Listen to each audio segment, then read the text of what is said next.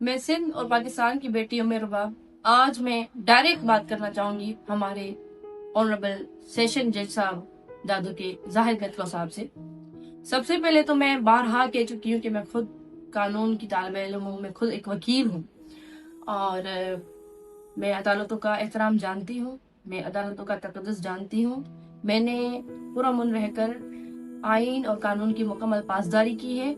9 साल तक मैं कोर्ट्स के चक्कर काटती रही हूँ। इसमें कुछ चीजें हैं जो मैं सबके सामने रखना चाहती हूँ, आवाम के सामने रखना चाहती हूँ, अदालतों के सामने रखना चाहती हूँ। एक FIR काटने का हुक्म दिया गया है सेशन जज साहब की जानिब से दादू के उन लोगों के खिलाफ के जो सोशल मीडिया पे अदालतों के लिए लिख रहे हैं या ऑनरेबल जज साहब के लिए लिख रहे हैं। अब इसमें सवाल ये बनता है, जज साहब का मतन ये है कि ये फैसला मैंने नहीं दिया, इसलिए आपको हक नहीं है मुझे डिफेम करने का। बिल्कुल ये बात दुरुस्त है कि जाहिद मेतलो जज साहब ने इस केस का फैसला नहीं दिया। एडिशनल सेशन जज उन्होंने इस केस का फैसला दिया है। उन्होंने मेरे वालिद, दादा और चचा के खून को रायगान किया है। अब सवाल ये है हमारा सेशन जज साहब से कि बिल्कुल सर, आपके कहने पर आपने ये फैसला नहीं दिया, मगर एक और नोटिस निकला था, अगर सबके नॉलेज में हो, सेशन जज साहब की जानिब से कि सेक्शन 144 लागू किया जाए।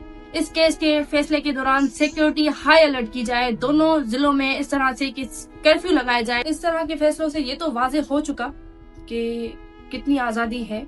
सेशन जज साहब, मैं हैरान हूँ कि आपको भी मालूम है कि मैंने कानून की मुकम्मल पासदारी की है, मैं पुरअमन रही हूँ, मगर मुझे अब ये एहसास हो रहा है कि ये सेक्शन 144 इसलिए लागू किया गया कि ये फकत हमें रिस्ट्रेन करने के लिए, हम पे रिस्ट्रिक्शंस लगाने के लिए ये नाफिज हुआ था। क्योंकि जब मैं पहुंची अदालत तो मेरी सिक्योरिटी की जो गाड़ियां हैं उनको भी अलाउ नहीं किया जा रहा था।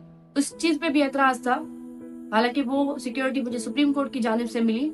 और सरदारों के लोग, मैं हैरान हूँ कि 3 चेक पोस्ट अदालत तक पहुंचते हुए लगे हुए थे, और वो 3 चेक पोस्ट किस तरह सरदारों के हथियारों वाले बंदे, प्राइवेट बंदे जो है वो क्रॉस करके पहुंचे, और बस आपके जज साहब की सिग्नेचर करने की जरूरत थी। सिग्नेचर होने के फौरन बाद वो हथियार की नुमाइश करने लगे। दादू शहर में तो दफा 144 नाफिज था ना, तो इसका जवाब मुझे कौन देगा? क्या रियासत इसका जवाब देगी? क्या अदालतें इसका जवाब देंगी या आप इसका जवाब देंगे?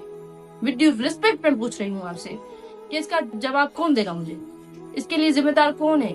इस तरह के फैसले मैं समझती हूँ कि एक जो मुंसिफ होता है वो खुदा की एक सिर्फ है, मुंसिफ की, और खुदा को हाजिर नाजिर समझ के फैसले करता है। मगर इस तरह का फैसला मैं समझती हूँ कि अल्लाह की जात वाहिदुल कहार है, अल्लाह की जात बेहतरीन इंसाफ करने वाली है। मैं खुदा की जात पे और अपनी जद्दोजहद पे यकीन रखती हूँ, मगर ये मकरूह चेहरा इस निजाम का पूरा शऊर देख चुका है कि एक ट्वीट, एक पोस्ट तो नजर आ रही है, मगर सरदारों के हथियारों की नुमाइश, उनकी बदमाशी, उनकी गुंडागर्दी किसी को नजर नहीं आ रही। दोनों जिलों में कर्फ्यू की सूरत हाल लगाकर इस तरह का फैसला यकीनन अहले शऊर समझ चुके हैं।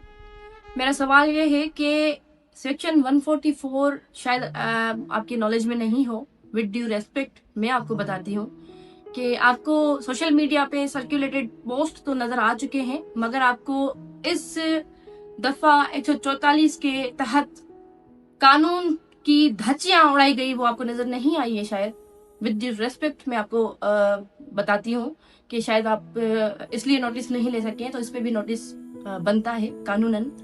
और हैरानगी की बात है कि स्टेट मशीनरी इस्तेमाल की गई सरदारों को प्रोटेक्ट करने के लिए, कातिलों को प्रोटेक्ट करने के लिए। एक पैगाम दिया गया बेसिकली